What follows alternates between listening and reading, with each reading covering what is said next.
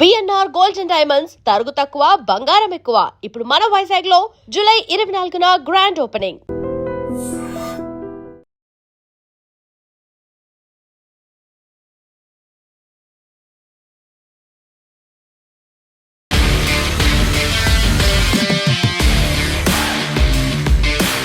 నమస్తే, welcome to I dream weekend update with Kavitha.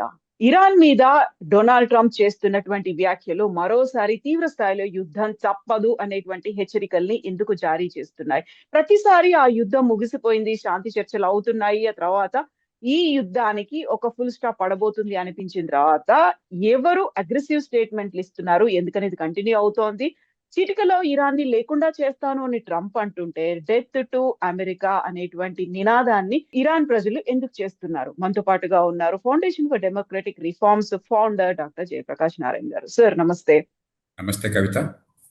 Sir, ఒక never ending సాగా అంటారు, అది అలా కంటిన్యూ అవుతూనే ఉంటుంది. ప్రపంచ దేశాలన్నీ ఎప్పుడు అది అంతమవుతుందా అని ఎదురు చూస్తూ ఉంటే ఈ మూడు దేశాలు ఎందుకు సార్ అంత పట్టుపట్టి దాన్ని ఇంకా అలాగే కంటిన్యూ చేస్తున్నాయి? ఇప్పుడు మనందరికీ ట్రంప్ ఒక పాపాల భైరుడిలా కనిపిస్తాడు. ఎందుకంటే ఆయన మాట తీరు కానీ ఆయన చేతలు కానీ చాలా సందర్భాల్లో మనకు చాలా విచిత్రంగా అనిపిస్తాయి కాబట్టి. కానీ ఇక్కడ కేవలం ట్రంప్ను తప్పుపడితే ఉపయోగం లేదు. మనకి అంతర్జాతీయ రవాణాలో, నౌకాయానంలో కొన్ని వందల సంవత్సరాలుగా మౌలికమైనటువంటి కొన్ని నియమాలు ఉన్నాయి. ఈ అంతర్జాతీయ రవాణా మార్గాలలో నౌకాయానానికి ఏ రకమైన ఆటంకము ఉండదు. ఇవన్నీ కూడా ఏ దేశం సొంత ఆస్తి కాదు, ఇది ఇంటర్నేషనల్ వాటర్స్.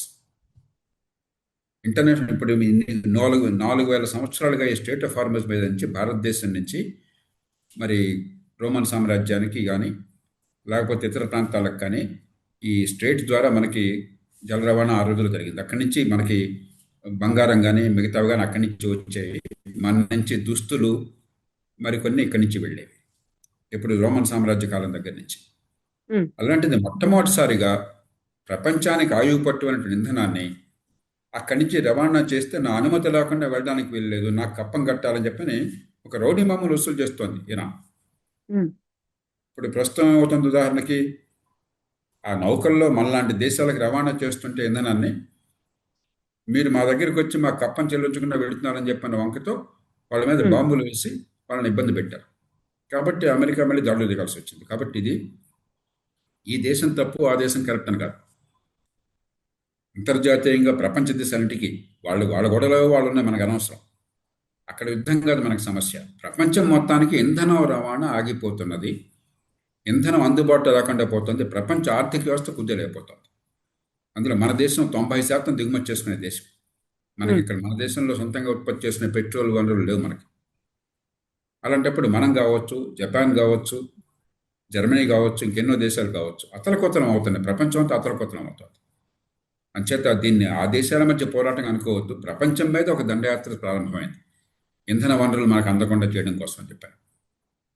అంచేత అక్కడ యుద్ధంలో శాంతి ఉందా లేదా మనకు అనవసరం. జల రవాణా మనకి ఆటంకం లేకుండా మనకు వస్తుందా లేదా అవసరం. అది ఆగిపోతున్నది. ఒకవేళ యుద్ధం పరిసమాప్తమైనా కూడా రేపు పొద్దున ఈ వడనున్న పరిస్థితుల ప్రకారం ఏముందంటే ఇరాన్ ఖచ్చితంగా అక్కడ రౌడీ మామూలు వసూలు చేస్తాము, మా అనుమతి లేకుండా రావడం లేదని చెప్పి దిగ్బంధనం చేసే ప్రమాదం ఎప్పటికైనా ఉన్నది.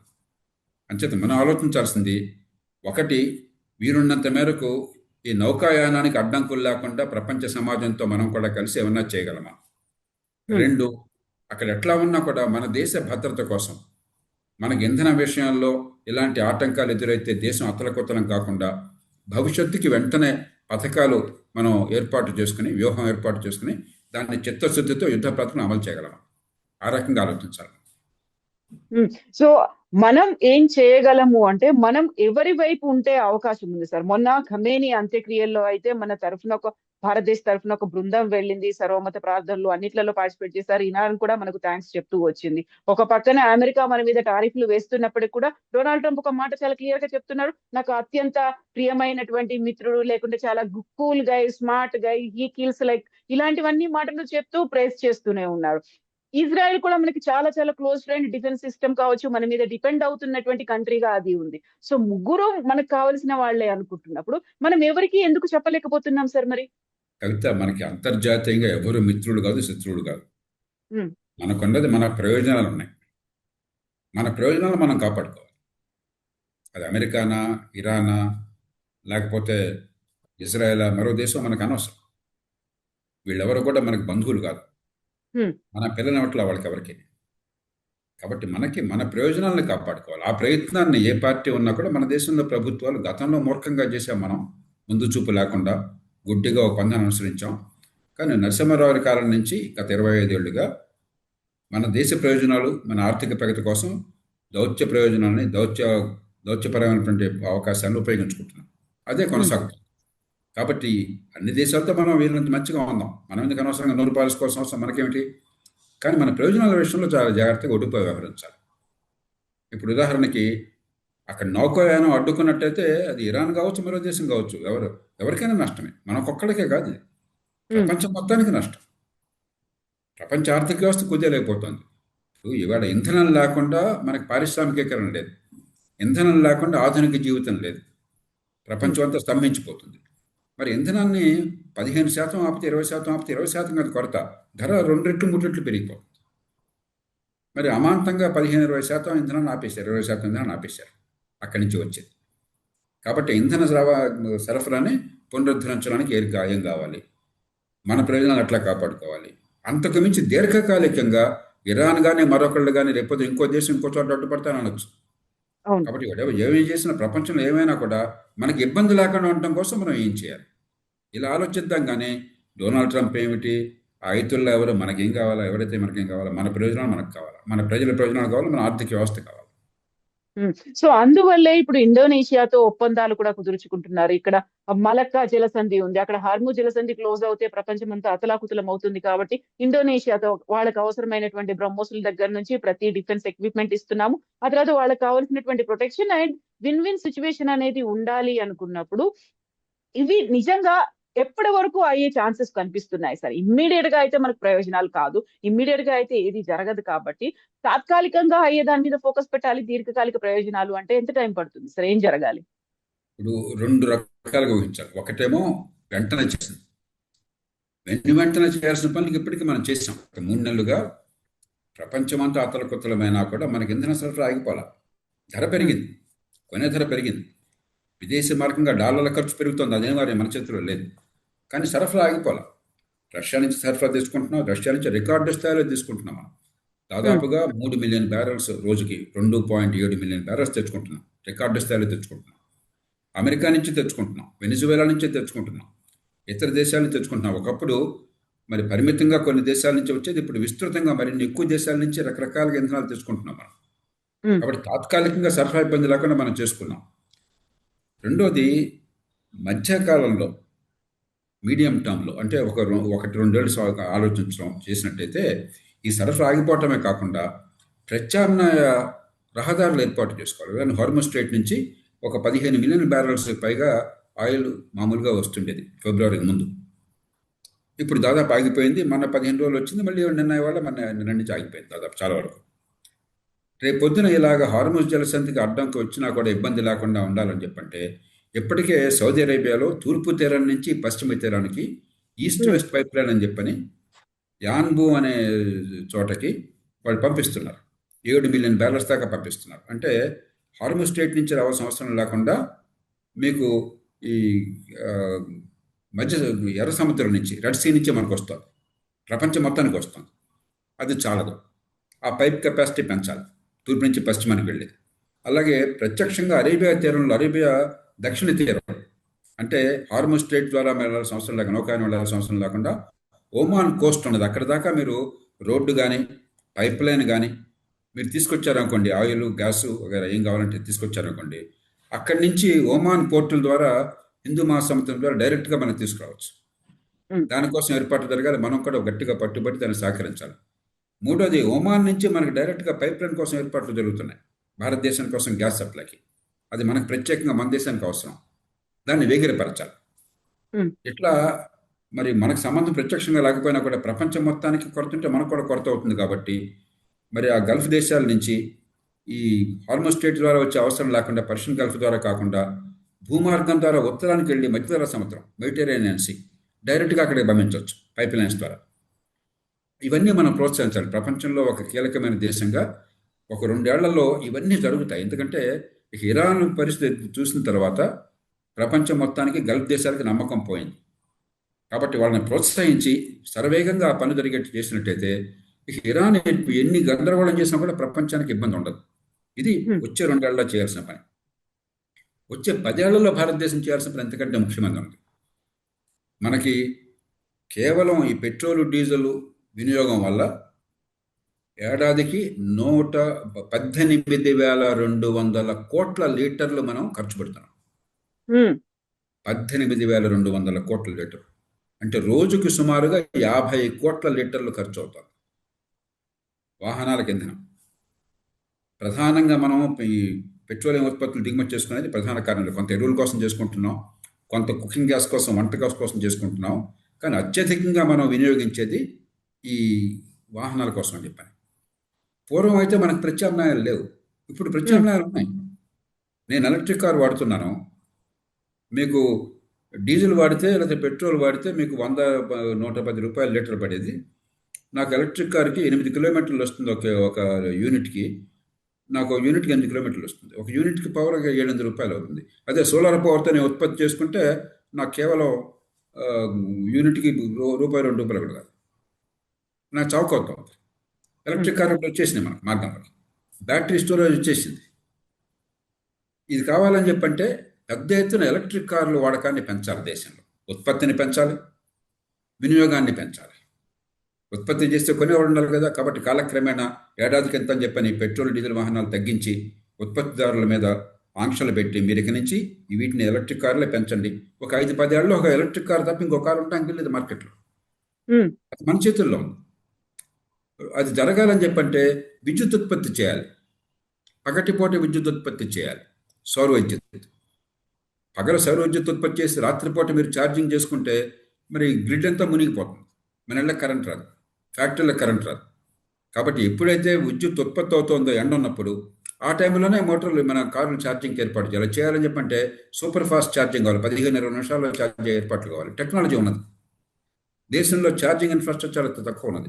చాలామంది ఎలక్ట్రిక్ కార్లు ఎందుకు కొనట్లేదంటే ఏం చేస్తాం అసలు, ఊరు బయటికి పోతే ఎలక్ట్రిక్ కార్లు ఛార్జింగ్ లేదంటున్నారు. నిజమే, అది చాలా తక్కువ ఛార్జింగ్ ఉన్నది. కాబట్టి యుద్ధ ప్రాతిపదికన దేశమంతా ఛార్జింగ్ ఏర్పాట్లు చేయాలి. మనకు దేశం మొత్తంలో 1,00,000 ఉన్నాయి పెట్రోల్ బంకులు, దేశం మొత్తం కలిపి. మరి ఛార్జింగ్ 2 లక్షలను చేయాలి. 2 లక్షల ఛార్జింగ్ స్టేషన్లు పెట్టామనుకోండి, అప్పటికి నాకు ఎక్కడ బయటికి వెళ్ళినా కూడా దూర ప్రయాణం కావచ్చు, దగ్గర ప్రయాణం కావచ్చు, నాకు మరి నా కారు ఛార్జ్ కాకపోతే ఎట్లాగా, నా స్కూటర్ ఛార్జ్ కాకపోతే ఎట్లా అని భయం ఉండదు. మధ్యలో ఆగిపోతుంది. ఇది చేసామనుకోండి, ఇది పగటిపూట ఛార్జింగ్ ఏర్పాటు చేసామనుకోండి, దానికి సౌర విద్యుత్ ఉత్పత్తి చేసి ఆ ఉత్పత్తికి ఏర్పాట్లు చేయాలి, ఛార్జింగ్కి ఏర్పాట్లు చేయాలి. ఇలా చేస్తే 10 ఏళ్ల తర్వాత అసలు మనకి విదేశీ ద్రవ్యం భయం ఉండదు. ఇప్పుడు చూడండి, డాలర్ ఎప్పుడైతే విలువ పెరిగిపోతుందో యుద్ధం వల్ల రూపాయి పడిపోతుంది. ఎందుకని మన డాలర్ల కొరత ఉంది కాబట్టి. డాలర్లు తక్కువ ఉన్నాయి కాబట్టి డాలర్కి రేటు పెరుగుతుంది. మార్కెట్లో ఎప్పుడైనా వస్తువు కొరత ఉందనుకోండి, ధర పెరిగిపోతుంది. డాలర్ల కొరత ఉంది మనకి, ఎందుకంటే దిగుమతులు ఎక్కువ, ఎగుమతులు తక్కువ. ప్రధానంగా దిగుమతులు 2 కారణాలుగా, మిగతా దిగుమతులు మనం ఆపలేం. ఇంధనం దిగుమతి నెంబర్ 1 దిగుమతి, రెండోది బంగారం దిగుమతి. సరే, బంగారం పక్కన పెడదాం. ఇంధనం దిగుమతి మనం ఆపేసాం అనుకోండి 10 ఏళ్లలో, ఇక ఈ దేశానికి ఏ రకమైన భయం ఉండదు. ప్రపంచంలో ఎక్కడే గొడవైనా కూడా మనకు అంతర్జాతీయ వాణిజ్యంలో భయం ఉండదు. కాబట్టి పార్టీలు పక్షపాతాలు పక్కన పెట్టి యుద్ధ ప్రాతిపదికల సమాజంలో అన్ని వర్గాలు కలిసి, ప్రభుత్వాలు, రాష్ట్రం, జాతీయ స్థాయిలో ప్రభుత్వాలు కలిసి యుద్ధ ప్రాతిపదిక దీనికోసం ఏర్పాట్లు చేయాలి. సో యుద్ధ ప్రాతిపదిక చేయాలి అనుకున్నప్పుడు మనం ఆ దిశగా ప్రోత్సాహకాలు కూడా అందిస్తున్నాము సార్. మనకి ఇంపోర్ట్ చేసుకుంటున్నటువంటి వెహికల్స్ లో అన్నిట్లలో కూడా ఈవీ వెహికల్స్ అనేది ఉండాలి అనేటువంటి కండిషన్. చాలా వరకు మనకు ఓల్డ్ వెహికల్స్ ఉన్నాయి, వాటన్నిటిని తీసేస్తున్నామా? ఏదో ఒక ఢిల్లీలో మాత్రమే అలాంటి ఒక ఇమ్మీడియట్ గా తీసుకొచ్చేటువంటి చర్యల గురించో, అది బ్యాన్ చేసింది, 10 ఏళ్ళు యూజ్ చేసినటువంటి వెహికల్స్ ని తిరగకూడదు అనేది. అంత స్ట్రిక్ట్ గా మనం ఉండాలి అంటే అది ఫస్ట్ మనం ప్రభుత్వంలో రావాలి, ప్రజలుగా మనకు రావాలి, రెస్పాన్సిబుల్ గా ఫీల్ అవ్వాలి. అంటే ప్రతి బాధ్యత ఏదున్నా కానీ మన ఇంటి నుంచే మొదలవ్వాలి. ఇంత దీర్ఘకాలికంగా ఆలోచించుకొని చేద్దాము అంటే దానికి తగ్గట్టుగా అరేంజ్మెంట్స్ అనేవి ప్రభుత్వం చేస్తోందా సార్? కొన్ని ఏర్పాట్లు ఇప్పటికే ప్రారంభమైనాయి. ఉదాహరణకి బ్రెజిల్ తర్వాత ప్రపంచంలో 2వ పెద్ద దేశం ఉంది. 20% పెట్రోల్లో ఇథనాల్ కలపడం పూర్తయిపోయింది. 20%. గత ప్రభుత్వాలు పట్టించుకోవాలి. వాజ్పేయి ప్రభుత్వం అన్నప్పుడు మొదలెట్టారు. ఆ రోజుల్లో రామ్ నాయక్ అని ఒక మంత్రి ఉండేవారు, పెట్రోలియం మంత్రి, ఆయన గట్టిగా మొదలెట్టాడు. కానీ తర్వాత దురదృష్టం కొద్దీ యూపీఏ ప్రభుత్వం దాన్ని పెద్దగా పట్టించుకోవాలి. మళ్ళీ దీన్ని గట్టిగా తీసుకొచ్చి ప్రస్తుతం మొత్తం దేశవ్యాప్తంగా పెట్రోల్ వాహనాల్లో 20% ఇథనాల్ బ్లెండింగ్ చేశారు. ఆ మేరకు చాలా విదేశీ మాత్రమే ఆదా అవుతున్నారు. డీజిల్ దానిలో కూడా పెట్టాలంటే కొంత ప్రతిఘటన ఎదురవుతుంది. నేను అందరినీ ప్రార్థించేది ఏమిటంటే, ఒక టెక్నాలజీ మారుతున్నప్పుడు కొన్ని చిన్న చిన్న ఇబ్బందులు ఉండొచ్చు. మరి ఇన్ని ప్రయోజనాలు దేశానికి ఉన్నప్పుడు ఈ పెట్రోల్ డీజిల్ కొరత బాధించకుండా ఉండాలంటే, వాతావరణం కాలుష్యం కాకుండా ఉండాలంటే, డాలర్ల కొరతతో దేశం నష్టపోకుండా ఉండాలంటే మనం సిద్ధపడాలి. అందుకే ప్రతిదానికి ఏ మంచి ప్రయత్నం చేసినా కూడా ఎదురు తిరిగి తిట్టి అరుచి చేసి ప్రొటెస్ట్ చేసి గందరగోళం చేసి యాగి చేస్తే మార్పు కావాలని మనమే కోరుతున్నాం. ఆర్థిక వ్యవస్థ ప్రకారం మనమే కోరుతున్నాం. డీజిల్ పెట్రోల్ ధరలకు పెరగకుండా మనకి ఇబ్బందులు ఉండాలని మనమే కోరుతున్నాం. దానికి ప్రత్యామ్నాయం అని చెప్పంటే మళ్ళీ అడ్డుకుంటున్నాం. ఎట్లా అవగాహన భోగాలను సాధ్యంగా మనం కూడా సహకరించాలి. కాబట్టి ఇథనాల్ బ్లెండింగ్ ఇప్పటికే పెట్రోల్కి చేశారు, డీజిల్కి చేయబోతున్నారు, మొదలెట్టారు. ఇంకా టెక్నాలజీ ఇంప్రూవ్ చేయొచ్చు. అట్లాగే ఛార్జింగ్ స్టేషన్ల కోసం మరి 41,000 కోట్ల ఎంతో కేటాయించి పెద్ద ఎత్తున ఏర్పాటు చేయడం కోసం ఒక మార్గాన్ని సుగమం చేశారు. అట్లాగే ఈ కొన్ని రాష్ట్రాల్లో చాలా రాయితీలు ఇస్తున్నారు ఎలక్ట్రిక్ వెహికల్స్. జాతీయ స్థాయిలో పూర్వం రాయితీలు ఉండేవి, ఇప్పుడు రాష్ట్రాల్లో రాయితీలు ఇస్తున్నారు. ఉత్తరప్రదేశ్ ఉందనుకోండి, ఈ పన్నులన్నీ రాయితీలు ఇచ్చేశారు, మోటార్ వెహికల్స్ టాక్స్ కానీ మెరటి కానీ ఇట్లాగా. కాబట్టి ఇవన్నీ మనం అన్ని రాష్ట్రాలు జాతీయ స్థాయి ప్రభుత్వాలు కలిసి మొత్తం ఒక యుద్ధ ప్రాతిపదికన ఈ రాయితీలు ఇవ్వటము, వేగంగా ఉత్పత్తిని పెంచడము. మన దేశంలో మోటార్ కార్లు కేవలం ఒక 5% మాత్రమే ఎలక్ట్రిక్ కార్లు, 4% మాత్రం ఎలక్ట్రిక్ కార్లు. చైనాలో 50%. చైనాలో 1,20,00,000 ఎలక్ట్రిక్ కార్లు అమ్ముడుపోతుంటే 1,50,00,000 అమ్ముడుపోతున్నాయి సంవత్సరానికి. ఇండియా మొత్తంలో 2 లక్షలు అమ్ముడుపోతున్నాయి. అలాగే స్కూటర్లు, 2 వీలర్స్ మన దేశంలో కేవలం 7-8%, 6-7%. చైనాలో 60%. ఆ స్థాయికి వెళ్ళిపోవాలి మనం. చాలా వేగంగా వెళ్ళిపోవాలి. ఉత్పత్తి సామర్థ్యాన్ని పెంచాలి, వినియోగాన్ని పెంచాలి. అట్లాగే మనం రికార్డు బాగా చేస్తుంది ఎక్కడంటే 3 వీలర్స్లో. ఆటోలలో బాగా ఎలక్ట్రిఫికేషన్ జరుగుతుంది. ఆటోలు ముడిపోయేది కొద్దిను దేశం మొత్తంలో. ఒక 60-70% ఆటోల్లో పాపం ఆటో డ్రైవర్లు ఎలక్ట్రిక్ వెహికల్స్ కొనుక్కుంటున్నారు. అక్కడ ఒక్క చోట మనం బాగా చేస్తున్నాం, కానీ అది ఆ సంఖ్య చాలా. కాబట్టి విస్తృతంగా వేగంగా మనం ఎలక్ట్రికల్ ట్రాన్స్పోర్ట్ పెంచాలి అన్ని రకాలుగా. అలాగే పబ్లిక్ ట్రాన్స్పోర్ట్ పెంచాలి. అసలు ప్రైవేట్ ట్రాన్స్పోర్ట్ అవసరం లేకుండా మంచి క్వాలిటీ పబ్లిక్ ట్రాన్స్పోర్ట్ ఉందనుకోండి, మనకి వినియోగం తగ్గుతుంది, ఇంధన వినియోగం తగ్గుతుంది. ఇవన్నీ మన చేతుల్లో ఉన్నాయి. అన్నిటికీ టెక్నాలజీ ఉంది, టెక్నాలజీ అవగా ఉంది. ఇప్పుడు మీకు డీజిల్లో పెట్రోల్ వాడితే కిలోమీటర్కి 700 రూపాయలు పడేది కనీసం 6-7 రూపాయలు పడుతుంది మీకు కిలోమీటర్. కాబట్టి చవకగా ఉంది. అన్ని రకాల టెక్నాలజీ వచ్చింది. అలాగే సోలార్ పవర్, బ్రహ్మాండమైన టెక్నాలజీ వచ్చింది. సోలార్ పవర్ వాళ్ళ విద్యుత్తుని మీరు ఇంట్లో చేసుకునే పవర్ ప్లాంట్స్ కూడా మీకు బాగా ఖర్చు అవుతుంది. ₹2-2.5 ఖర్చు అవుతుంది యూనిట్కి. స్టోరేజ్ కూడా చేసుకున్నా కూడా ₹3.5 యూనిట్ అవుతుంది మీకు అంతే. నిజానికి ఈ ఫాస్ట్ ఛార్జింగ్ పెట్టినట్టయితే ఎలక్ట్రిక్ వెహికల్ స్టోరేజ్ కూడా అక్కర్లేదు. ఇంత తక్కువ ఖరీదుతో విద్యుత్ ఉత్పత్తి అవకాశం ఉన్నప్పుడు ఆ విద్యుత్ పెద్ద ఎత్తున ఉత్పత్తి చేయాలి, ఆ గ్రిడ్ సామర్థ్యాన్ని పెంచాలి. కాబట్టి చిన్న చిన్న సాంకేతికమైన ఇబ్బందులు ఉన్నాయి, వాటిని మనం సవరించాలి, పెట్టుబడులు పెంచాలి. అలాగే రెగ్యులేటరీ నియంత్రణ, అంటే మోటార్ కార్లు ప్రతి సంవత్సరం 10% తగ్గించాలి, డీజిల్ పెట్రోలు. ఆ వార ఎలక్ట్రిక్ కార్లే పెంచాలి, ఎలక్ట్రిక్ స్కూటర్లే పెంచాలని చెప్పి నిబంధన పెట్టామనుకోండి. అంతకంటే ఉత్పత్తి చేయడానికి లేదు, ఆదేశించామనుకోండి, అయిపోయింది. అన్ని కంపెనీలు సిద్ధపడతారు. కాబట్టి ప్రభుత్వం చాలా చిత్తశుద్ధితో చేస్తున్న పని చాలు, మనం కూడా సహకరించాలి పూర్తిగా. సో ఇప్పుడు మరి ప్రపంచవ్యాప్తంగా జరుగుతున్నటువంటి ఈ సంక్షోభానికి ఒక ఎండ్ కార్డ్ అనేది ఎప్పుడు పడుతుందని మీరు అనుకుంటున్నారు సార్?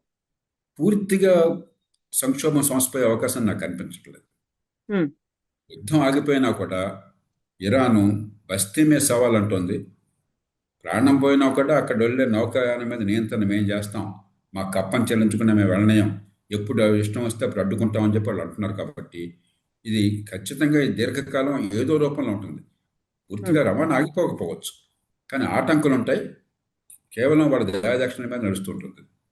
మరి ఇరాన్ నిలువరించే శక్తి ఎవరికి లేదు. ఇరాన్ పెద్ద బలమైన దేశం కాదు, కానీ చాలా కీలకమైనటువంటి భౌగోళిక పరిస్థితుల్లో ఉంది. అక్కడ జాగ్రఫీలో చాలా కీలకమైన స్థానంలో ఉంది అక్కడ. మరి ఇరాన్ దేశం మొత్తాన్ని ధ్వంసం చేయడానికి ప్రపంచం సిద్ధంగా లేదు. అది కాదు కదా, అక్కడ నాగరికత ఉన్న దేశం, అక్కడ ప్రజల అమాయకులు, మంచివాళ్ళు. కొన్ని వేల సంవత్సరాల మంచి నాగరికత ఉన్న దేశం. అక్కడ ప్రభుత్వం దుర్మార్గం చేస్తే ప్రజలు ఎందుకు బలి కావాలా? అందుకనే ప్రపంచం అంతా ఊపి కొడుతుంది. అమెరికా కూడా నిజంగా అమెరికా ఇరాన్ని వంచాలి అని చెప్పంటే ఎంతమంది జనం చచ్చిపోయిన పర్వాలని కూడా జరుగుతుంది. కానీ అది అలా జరగకూడదని కదా. లక్షలాది మంది జనాన్ని చంపేసి మీరేం బాగుకున్నట్టు. దాన్ని అడ్డుగా అవకాశంగా తీసుకుని ఇరాన్లో ఉన్న ప్రభుత్వం చాలా దారుణంగా ప్రవర్తిస్తుంది. ఆ విషయం మనం గమనించాలి. Yes, sir. Thank you so much, sir. Thank you, sir.